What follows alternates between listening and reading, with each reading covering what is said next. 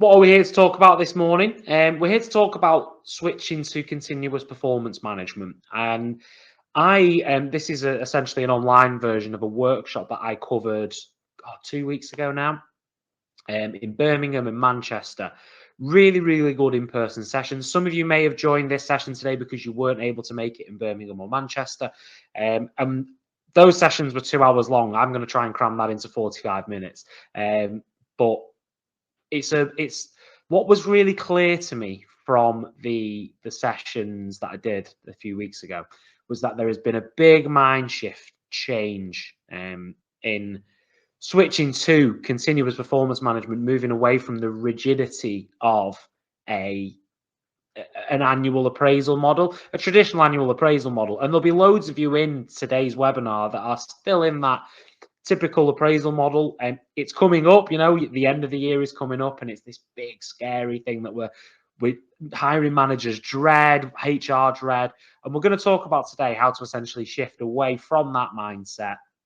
And without ruining too much of the content, how you can switch to continuous performance management.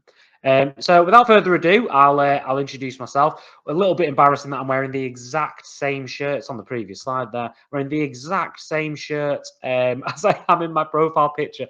My name is Tim Clifford, and I am Appraised and Talos 360's resident talent insight specialist. So what does that mean? I hear you asking. I host a series of webinars, in-person workshops, as I mentioned before. I do speaking slots at events, exhibitions like CIPD, host roundtables, all that sort of stuff, all around thought leadership content on things like performance management, recruitment, onboarding, employer brand, retention, all those sorts of juicy topics that you guys love.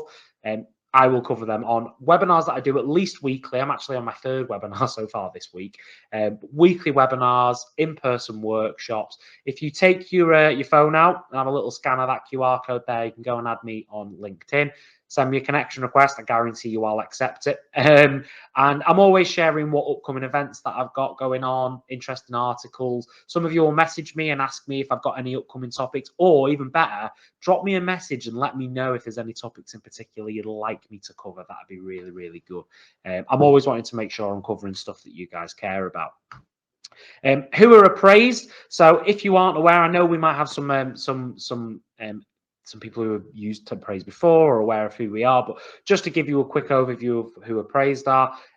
Appraised are an organization who essentially provide software and help organizations switch to continuous performance management, moving away from that annual appraisal model. That all starts with you can see the employee life cycle there, the initial onboarding stages. So your new starter check-ins, your 30, 60, 90-day onboarding process, right the way through to career planning, check-ins, checking in with remote hybrid working employees, talent management and succession planning, personal development plans that are all going on throughout the year. We're going to discuss that in a bit more detail shortly. Right the way through to, of course, your year-end appraisals, and if there is performance dips, how we manage that, spot that, and if people do leave, how we manage those exit interviews. So that's who we are. That's who I am. What are we going to be talking about today?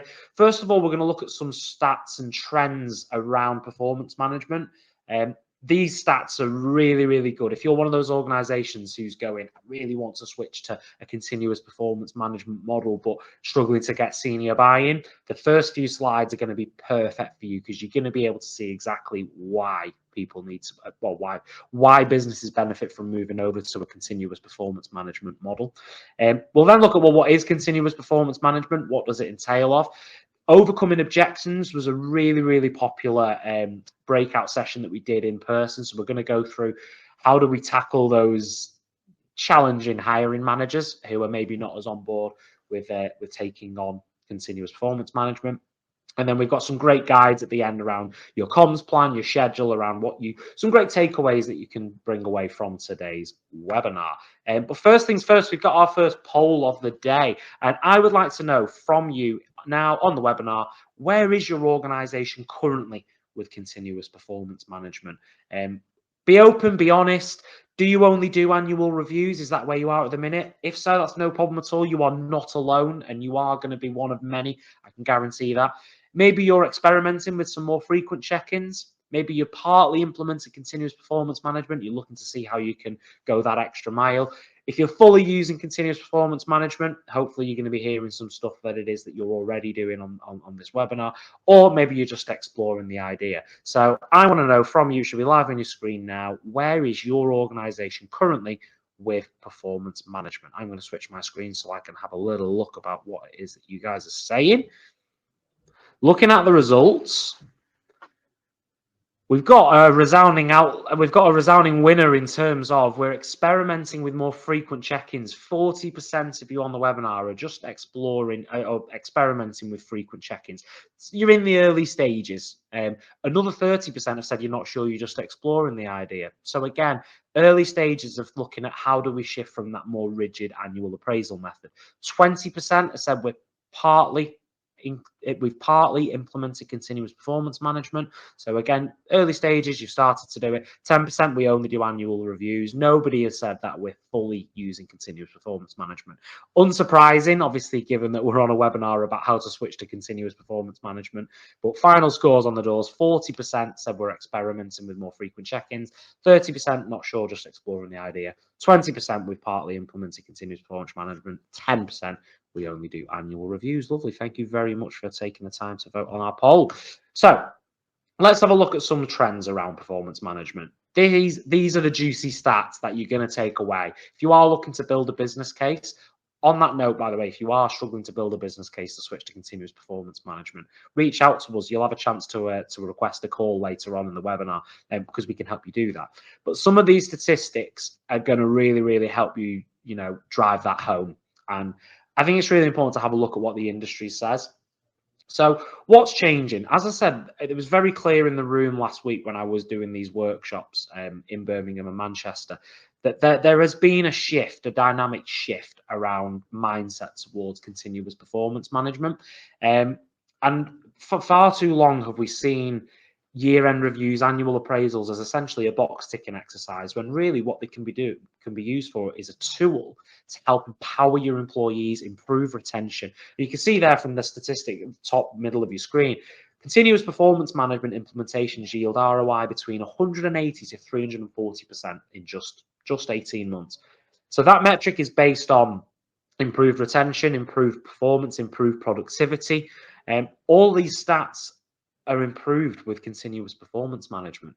And if you've got happier people who are being regularly kept up with, it means you can spot problems earlier on. You're not getting any big surprises in a year review to find out somebody, one of your top performers, maybe isn't particularly happy. Maybe they feel like they've got a ceiling over their head, there's no progression, something like that. You suddenly find out they're a flight risk. Using CPM, continuous performance management, you're going to find out and wean those problems out much earlier on before it becomes a bigger problem. Firms with robust CPM are 4.2 times more likely to achieve strategic objectives, have 30% higher revenue growth, 5% lower attrition. So again, if you said that to any of your senior leadership team, we can improve our strategic objectives, 4.2 times more likely to reach them, increase our revenue growth by 30% and reduce our attrition by 5%, they go, great, tell us how we do that. Well, it's with continuous performance management. So it becomes a really, really easy business case. And companies are shifting away from that annual appraisal model because it's becoming outdated. People, particularly post-pandemic, care a lot more about they're not just turning up and collecting a paycheck. They're looking for career, for growth, for well-being, and all of these things contribute towards people wanting more from their employer. Today, only 54% use that model, down from 82% in 2016. So in nearly 10 years, we've seen an 82% reduction in people moving away from that annual appraisal model. Companies that switch to continuous performance management report being 24% more likely to outperform their competitors and 50% more likely to exceed goals. Again, some great statistics to take to your higher ups. 41% of organizations now use continuous feedback systems. Those that have made the move report 44% better talent retention and 39% stronger talent attraction. Now, when you've got this model in place and you've got this communication, this relationship with your workforce, not only is that an amazing tool to use to help retain staff, something that a lot of organizations are looking to do, businesses are putting recruitment freezes in place as people costs rise, changes to employment law, and meaning that people are looking to, it's much cheaper to keep the staff you've got than go and find new ones. So people are looking at new ways to retain staff. Switching to continuous performance management is one of them. But you can also use this as a tool to go out there and attract new people. If you can get some amazing advocates of your organization to go, I feel listened to, I feel heard, I've got a great career path, put that on your careers site, that's an amazing opportunity to attract new talent. So not only is this a tool to retain, it's a tool to attract as well. And you can see here, from moving to continuous performance management, frequent feedback leads to 4 times higher engagement with weekly meaningful feedback. I myself, as an employee here, appraised by Talos, have weekly catch-ups, monthly one-to-ones, quarterly feedback sessions, and then annual appraisals.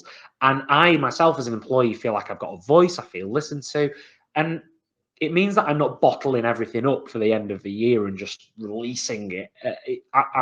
I have a great relationship with my manager. I'm able to talk about the small things on my weekly catch-ups. And those weekly catch-ups are much more meaningful than a more rigid, formal one-to-one. It means that I can speak about things that are a bit more meaningful to me. You can see there with that weekly feedback, it's valued 5 times more than doing it annually. So we need to make sure that by implementing this, we're giving people a voice, we're making them feel heard, and we're making people feel empowered. 82% of workers entering management positions have not had any formal management and leadership training. We've got a term here that we used at Appraised called the accidental manager. And you will know these. I myself was an accidental manager many moons ago. Accidental manager, you'll have all known them. It's maybe people who were top performers in their role and have been performing really well. Managers left and they've stepped into that role. Just because somebody is great at a job does not mean they're going to be great at managing people. Now, there are a lot of people who are even better at managing people. I myself found myself to be, I thought I was better at managing than I was at the job itself. But not everybody is like that. And research from CMI estimates that 70 to 80% of managers in the UK are accidental managers. So there's a lot out there. And those people will struggle to deliver negative feedback. They'll struggle to be able to manage people who are maybe underperforming. And by having a annual appraisal method, all you're doing is tripping up your managers. Managers with formal management training are much more likely to trust their team, feel more comfortable around leading change, and organizations change, they adapt, they grow, and that's where we tend to see people leave organizations. But managers who've been formally trained are much better at dealing with that. Only a quarter of workers describe their manager as highly effective. And I always say, is a great phrase, people leave people. People don't leave jobs, they leave people. And this is where, if we can try and empower our managers, we'll find our retention increases. Of those workers who don't rate their manager, half plan to leave their role within the next year. So big fraction of your employees might be thinking about leaving their organization because of their relationship with the manager. Implementing continuous performance management could be a great way to handle that. And the CMI research shows that investment in management and leadership development programs leads to an average 23% increase in organizational performance, 32% increase in engagement and productivity. So the stats don't lie. And one thing that's really important, and this came up in the sessions that I had in person a few weeks ago, is that a lot of this centers back to onboarding and how we bring new starters into our organization. The way that you treat your candidates and your new starters says a lot about how you treat your staff. So it's really important that we get that right, but particularly onboarding. And things like the first day, making sure that somebody's got a brand new laptop, a full setup, a welcome pack, they know where to go, who to ask for, they're not being bombarded with information, really helps set people up for success. But onboarding new hires is the second biggest contributor to a company's success. If you get that right, you will find that people will reach productivity much faster, 34% faster if they go through a structured onboarding process. And organizations with a strong process in place will improve new hire retention by 82%. 82%. Most staff who leave anybody who goes through poor retention process, as much as 25% of staff turnover happens within the first 45 days. Onboarding will increase that retention, increase productivity by over 70%. And by proactively managing your employees during this life cycle and not just winging it, doing it ad hoc, you'll see that your engaged employees are much more likely to stay within your organization. It's crucial that we get this bit right. It's a big part of the employee life cycle. We need to make sure we're giving it the due attention that it needs. So what is continuous performance management? What are the aspects of that? And what we've got here is a diagram to essentially show you the differences between what you may be doing. There's quite a few of you who are doing annual performance management only, and you've maybe only just started your early journey into continuous performance management. A lot of this might sound very, very familiar. So annual performance management is a big one-off conversation. Everything trying to be covered in one meeting. Now, I don't know about you, but my mood changes from morning to afternoon. So just trying to capture how I feel at one point of the year is not a true representation of how I feel over the course of a year towards my organization. Trying to cover everything in one meeting, there's far too much. So what we tend to do is just focus on the big stuff rather than the small things. It's the small, we sweat the small stuff, right? That's the stuff that's actually probably going to influence me to maybe leave an organization. And you tend to find that by doing this, managers heavily lean on HR because it's not something they regularly do. It's not a regular part of their job. They're not used to it. And therefore, they lean on HR. What am I supposed to say? How am I supposed to do this? It becomes a box ticking exercise. Employees begin to dread the conversation. We've all been there. Annual appraisals are coming up. I'm worried about getting a pay rise. What if I've not been performing in the last few months? I've been doing great over the year, but I've really struggled on the run up to Christmas. All of these thoughts start to come into my mind, and suddenly I'm dreading my annual appraisal. And surprises will come out of nowhere in this instance. How am I supposed to know that my employee is potentially looking at alternative roles if we haven't had discussions earlier on, 3 months ago, in a weekly one-to-one to find out that my team are maybe overwhelmed, feeling a little bit exhausted? This is where surprises can come out of nowhere. Suddenly, your top performer's thinking about leaving, and you've got a much bigger problem on your hands than you thought. Obviously, with it being such a rigid process, every year it becomes, every year you update it, things change, businesses change, direction of your organization changes. Some organizations change quarterly and change their goals, their objectives, and make large acquisitions, all this sort of stuff. So how can you react to the market if your employees are only being judged on an annual basis? It's a really, really sporadic collection of data. It's not accurate, and it becomes a massive, huge project. Let's flip that to continuous performance management. And what we're essentially doing is breaking up that big beast and tackling it in much smaller, digestible pieces. So it's lots and lots of smaller conversations where you'll find that the meetings will have a different purpose. Instead of this big conversation about how are you doing, how is your performance, let's look at key metrics, it becomes about smaller stuff. Maybe you're feeling a bit overwhelmed, maybe you've got stuff going on at home, maybe you're really happy, maybe you've got a project coming up that you're a little bit nervous about. These things are managed in those smaller conversations, and your meetings have a different purpose. Rather than me maybe not disclosing something because I don't want to bring it up in a quarterly review or a 6-month review, I'll find myself talking about it, and therefore things are much more actionable. You also, because you're doing this more frequently, your managers become more well practiced. It's a great exercise to teach your workforce and tell your managers how to actually manage these conversations. Anybody can have good conversations. Anybody can deliver good news and congratulate people and give good feedback. It takes a true manager to deliver bad news and manage underperformance. That's where these regular performance management reviews will actually help with your managers being better at their job. Helps keep your employees engaged. It helps your employees feel like they've got a voice. They feel like they can speak to people, they can raise concerns when they come out, and they become much more actively engaged, and they feel like they've got that voice and they feel listened to. You don't have any surprises at those year-end reviews because you've been speaking about things much more regularly. Again, that year-end review becomes a much less of a problem. It becomes much less HR admin.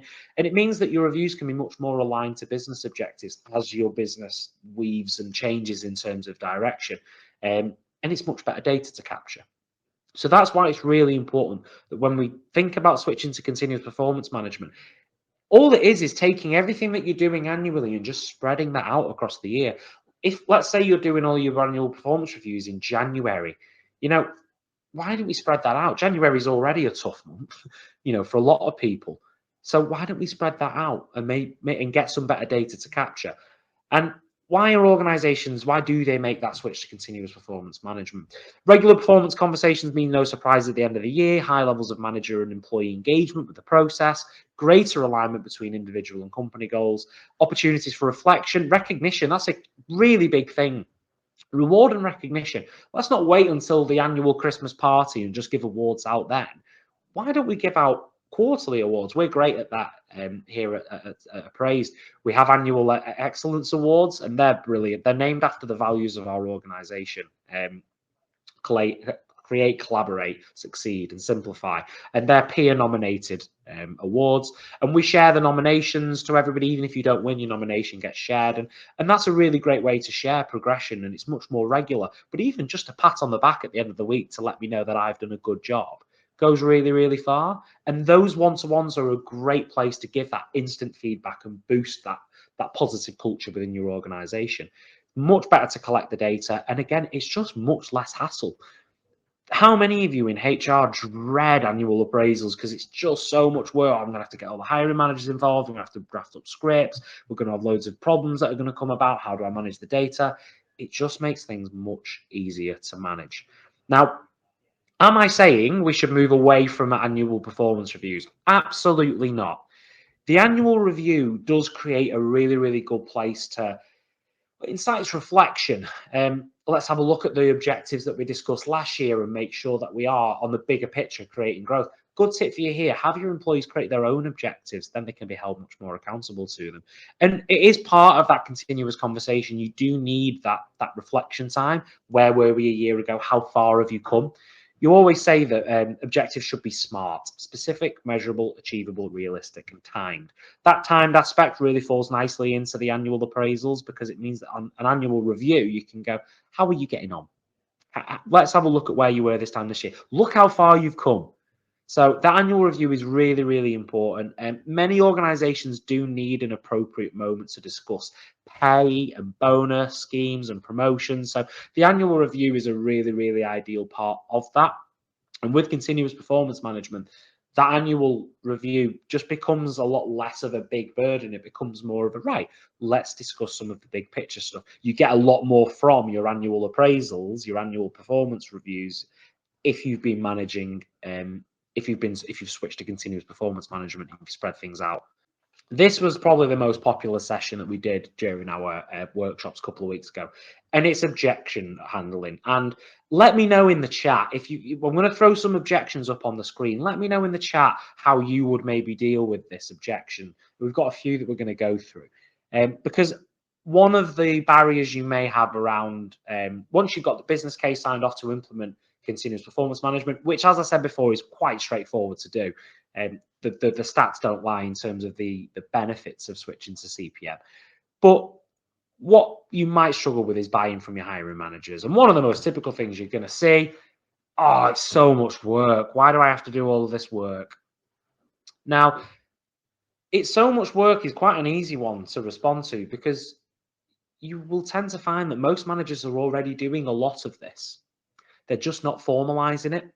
So when they say it's so much work, politely, it's part of your job, but you might already find that a lot of your managers are already doing this. And you can say to them, well, do you already check in with your team on a weekly basis? Yeah, I already do that.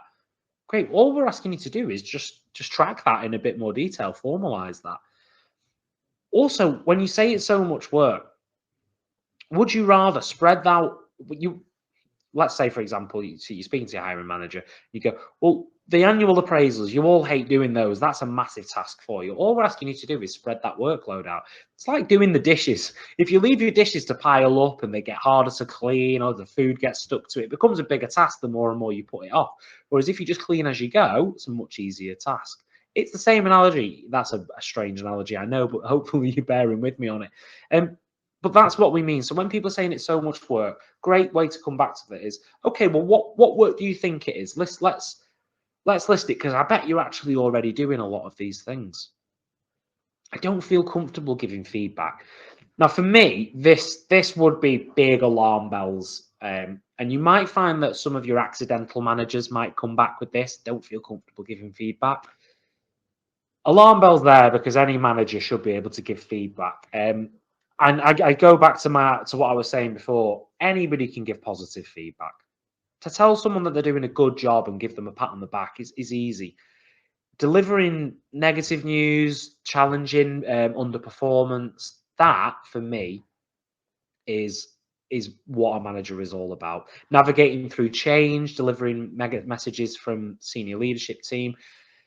That is the hardest part. So if your managers are saying they don't feel comfortable giving feedback, maybe they're an accidental manager who's just found themselves in this role looking after people, and maybe you need to look at some training, because not being able to give feedback is a big red flag. But what you can do here is go, okay, well, what can we do to facilitate you here? How can we help you give that feedback? And as I said before, by implementing continuous performance management, you're giving feedback on a much more regular basis. So you become better at it. Practice makes perfect. The more hours and time you spend giving feedback, the better you're going to be at it. So switching continuous performance management will actually help you develop those skills on giving feedback. So this is all part of your objectives. So your hiring managers, and your line managers, how can we make them better at their jobs? So that's a really great way to come back at that. I only need to do a review when it's bonus or salary review time. This is an awful one.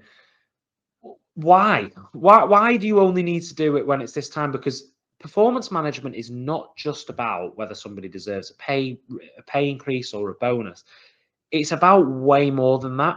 And what somebody brought up in a workshop in Birmingham that we did was that if you go about this method and you just do reviews reviews annually around salary and bonus increases, you will see such an increase in performance on the 3 months running up to bonus and salary review time.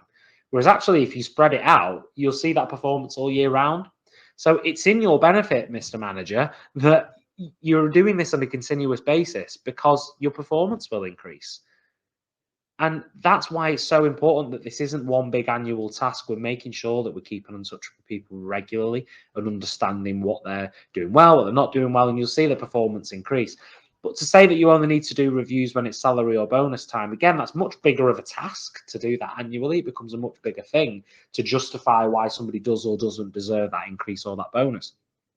But managing it on a monthly basis or a weekly basis just makes it more manageable, makes it more palatable.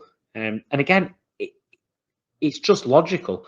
Why don't we make sure that people are performing all year round rather than just in the 3 months running up to their salary review? Also, for a lot of organizations, it depends when you're doing your reviews, but most will take place at the end of the year, January time. Is that the best time of year for your organization to be doing those reviews? If you work in hospitality and retail, yeah, you're probably going to be booming over that period of time. But if you're working in finance, other sectors like that, you might not see those performances. That may be the worst time of year for you to take a screenshot. This again goes back to what we were talking about before. Just capturing data on one period of time of the year is not a great segmentation of data, is it? So we need to make sure we're spreading that out. My team members are doing fine. I don't need to check in with them all the time. Well, if you know that your team are fine, you must be checking in with them all the time, because how else would you know that they're all fine? This is where we need to say, great, it's all about delivering news positively, isn't it? I'm so glad that your team are doing well like that. How are you measuring that? Okay, well, it's just a hunch. Okay, well, we need to make sure that you've got that in paper. It'll look better for you if we can get all that down in a more formatted way. We can understand why everybody's doing fine. Because if you're telling me your team are fine and then suddenly everybody walks out the door in 6 months' time, it's you who I'm going to be asking questions about. So you're saying you don't need to check in with them all the time. You probably already are. That's how you know your team are doing fine. Again, accidental managers. A lot of managers want to be seen as a positive manager, the friendly one. But someone raised a great point in a session that we did recently in Leeds. When doing exit interviews, if you're seeing that every one manager in particular only ever has positive things said about them, that would raise some red flags to me. Is that just a positive manager who just only delivers the good news and hides the bad news, and they're just shielding their team from anything negative, because that's not what management's all about. So again, how do we combat this? My team members are doing fine. Great. You must already be checking in with them regularly to know that. All we're asking you to do is formalize that. And if you aren't checking in with regularly, how can you know that your team members are doing fine? Ask them, what's the return question to that? Return serve. Okay, well, if we book in some one-to-one time with all of your employees, are we going to see that they're all doing well? Because if they're not, we're going to be asking why and why you want on top of that. Finally, I don't see the point in this. That's the worst one for me. Any manager should see why this is beneficial. I can't see how any good manager could turn around and say they don't see the point in it. If they did, you can always refer them back to the slides that we were going through at the beginning. Look at the numbers. It goes without saying, look at the positive impact that switching to continuous performance management has. Your figures will be better, your productivity will be better, your retention rates will reduce. All of these things are positive. So how can we make any changes there? So it's really important that we make sure that we're doing that. So before we wrap up and take some questions, got some really, really good guides that you can take advantage of. First of all, overcoming objections. When it comes to this, we've already spoken a little bit about it. We've got a really good guide that you can download, and we're going to pop the link in the chat for you, or you can take your phone out and scan that QR code. We want to be able to give you all of the tools that you need to implement this successfully. And overcoming objections is one of those ways that you can go about doing that, because that is one of the potential barriers you might have. So definitely get this guide downloaded. It's really, really helpful to implement the best practices and bust those performance management myths. It's a really, really good exercise for you. Another thing that we've got as well, I've spoken a bit about how a lot of the process around switching to continuous performance management is about spreading out the workload across the year. And we've got a really, really good comms plan, and it's a brilliant guide that talks you through every step of how you can implement a continuous performance management plan. And you can download that. Again, we'll put the link in the chat, and you can download it by scanning that there. It's all about preparation and having schedule in place and understanding what's meant to happen and when. And by using this tool, it'll help you put that schedule together. And we did this as an activity in our recent workshop. It went down really, really well because, as I said, a lot of you may already be doing a lot of the aspects of CPM, but you're just doing it all in one period of time. Comms Plan will help you spread that out. So it's a really, really good tool for you. You can download that from there. And finally, of course, one of the main tools that's going to help you implement this is having the right technology in place. Now, Appraised is an incredible solution that really simplifies the continuous performance management process. The feedback that we get from hiring managers on the platform is absolutely incredible. And at the end of the day, having the right technology to support you in implementing this is the number one ticket to success. And I think it's safe to say that this isn't going to happen overnight. It's going to take time. Just by joining today's webinar, you're taking the steps in the right direction to improve and reach that overall goal. But having a look at, first of all, some software that's going to help you do it, but also taking some time to go through a free performance management review is a great way to get an extra set of eyes on what it is you're currently doing and how you can achieve it. Of course, if anybody wants a copy of the slides, just let us know. We'll get those sent out to you. And of course, if you have requested whether it's a performance management review or a demo of Appraised, we'll get in touch with you probably later on today or maybe tomorrow, just to get that all booked in for you and find out what it is you're looking to achieve. Feel free, as I said, go and send me a connection request on LinkedIn. If you do have any questions there, more than happy to help you out there. And on that note, we'll wrap up. I really appreciate you taking the time to join me on today's webinar. And obviously, if you are looking to start your journey, we've got a really, really good tool for you. And it's a workbook that we've created off the back of this session that you can use to help plot out your own journey. It'll help you manage those objections, understand what your current process is and how you could potentially implement continuous performance management. So this workbook has been carefully designed for you guys to take away as a bit of a homework activity for you. Definitely recommend downloading that. Get in touch with us once you finish that, and we'll review with you and support you. If you have requested a performance management review, definitely recommend looking at this workbook so you can use it in tandem. But thank you. As I mentioned, I really appreciate you taking the time to join me on today's webinar, and I hope to see you on more in the future. Take care, and I'll see you later.